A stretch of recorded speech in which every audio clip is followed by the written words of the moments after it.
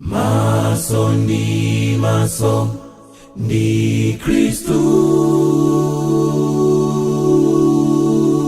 kodi ndizachitanji mene ndidzamona Yesu anandifera.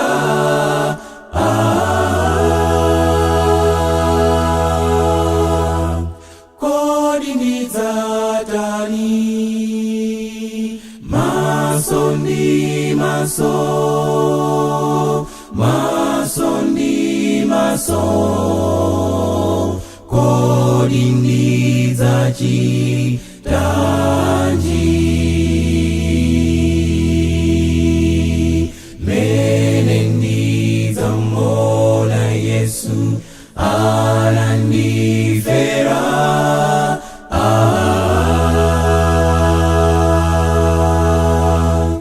Kodi ndidzatani lodala tsiku limene ndidzamuona Yesuyo alikutsika mumitambo, kukumana ndi abale omwe nalekana kwa chete, ndzakondwa pa tsiku ilo koma zedi.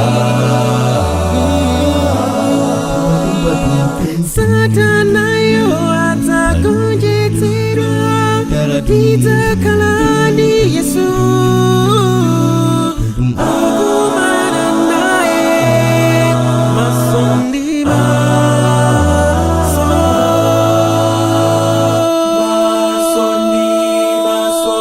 Oh,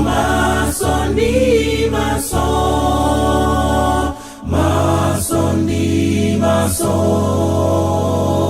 kodi ndidzachitanji